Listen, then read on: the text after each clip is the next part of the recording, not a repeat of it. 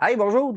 Aujourd'hui, on va prendre un petit 2 minutes pour, se poser une petite question. Pourquoi les procédures, ça disparaît? Hein? Si je vous demandais, dans votre carrière, avez-vous déjà vu ça dans des organisations, des procédures qui ont été implantées et qui ont disparu? On n'entend plus parler une couple de mois, voire max années après, elles sont complètement évaporées, elles ont disparu. Ça arrive, puis ça arrive souvent.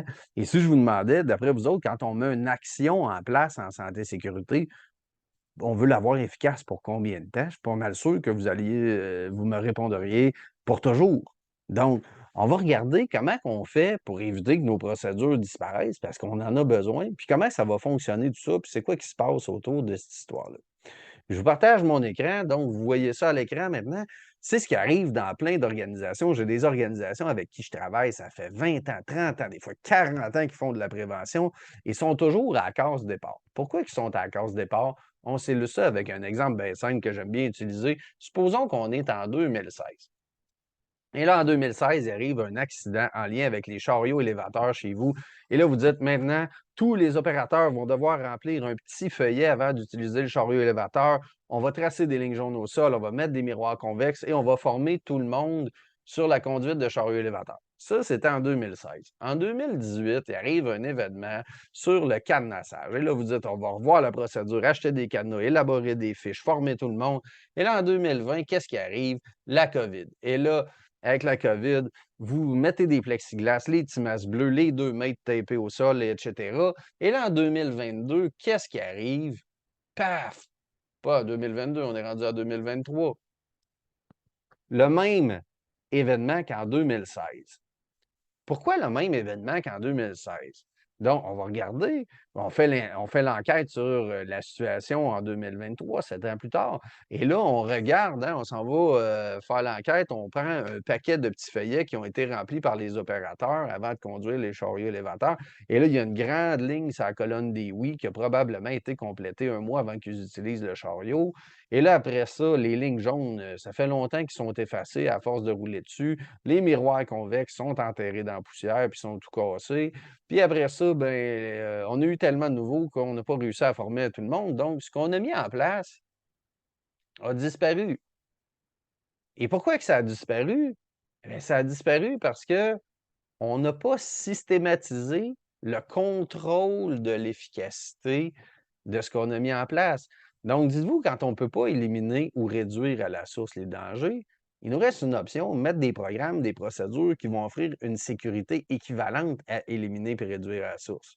Par contre, si je fais planter une procédure le lendemain d'un accident ou parce que là, c'est la saveur du mois, peu importe, et que j'oublie de systématiser son contrôle, c'est-à-dire l'enfermer dans une boucle de contrôle dans laquelle on va définir qui va contrôler quoi, quand, où, comment, avec quel outil, c'est-à-dire une boucle d'audit, ben, les procédures vont être mises en place et il y a d'autres priorités qui vont arriver dans l'organisation. Il y a d'autres enjeux de pénurie de main-d'œuvre, de budget, de productivité ou peu importe qui vont arriver et on va dévier de notre trajectoire de ce qu'on avait mis en place. Et dites-vous que les procédures et les programmes en santé sécurité meurent à peu près toutes de la même façon, c'est-à-dire d'une très, très lente agonie. Donc, un jour, on se rend compte qu'il n'y a plus grand monde qui a d'intérêt, on est passé à autre chose et voilà. Et c'est pour ça qu'il y a plein d'organisations qui sont dans les éternels recommencements. On met des choses en place. Je vous donne un autre exemple. Il y a un coordonnateur santé-sécurité que lui, quand il est embauché, son gros trip, c'était les espaces clos. Il a mis du temps à ces espaces clos, les permis, tout ça. Toi qui a parti, il a changé de job. Le nouveau qui arrive, lui, c'est le cadenassage. Puis l'autre, c'est le travail en hauteur. Puis l'autre, c'est les mesures d'urgence. Et là, on change de coordonnateur, de conseiller, ou ce que vous voulez. Et selon les saveurs qui passent, ben, ce qu'on a mis en place s'écroule.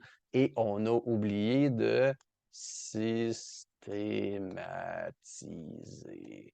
Systématiser, ça veut dire éviter de perdre le contrôle ou de ne plus s'occuper de ce qu'on a mis en place. Et dites-vous que quand on met en place des standards, c'est-à-dire des programmes, des procédures, des règlements, des programmes de cadenassage, de travail en hauteur, d'espace clos, peu importe, On vient de planter un point de repère qui nous dit voici la façon dont ça devrait se passer. Quand on va les auditer, qu'est-ce qu'on trouve? Des écarts entre les standards qu'on a mis et comment ça se passe sur le terrain. Et si on corrige nos écarts, qu'est-ce qui va arriver? Bien là, on va se rapprocher le plus possible de l'exécution parfaite du standard et on va avoir de l'amélioration continue plutôt que des éternels recommencements qui est vraiment pas ce qu'on veut avoir en matière de santé et sécurité. Donc, si vous voulez pas investir des centaines de milliers, voire millions, voire plusieurs millions de dollars en santé et sécurité sur des décennies et vous retrouver par surprise au point de départ dans quelques années, ben c'est important d'avoir un système de gestion pour bien comprendre les fondements des systèmes de gestion, comment que ça marche, qu'est-ce qu'il faut contrôler, etc. Je vous invite à suivre la formation sur la gestion stratégique de la santé et sécurité. Si vous avez besoin de savoir c'est quoi les différents types d'audits à mettre en place, si vous êtes un petit peu plus avancé, la formation d'auditeur en santé et sécurité vient bien démêler tout ça. Et dans tous les cas, si vous avez des questions, gênez-vous pas à m'appeler. Ça me fait toujours plaisir de donner un coup de pouce. Donc, au plaisir d'échanger avec vous et bon succès dans vos démarches.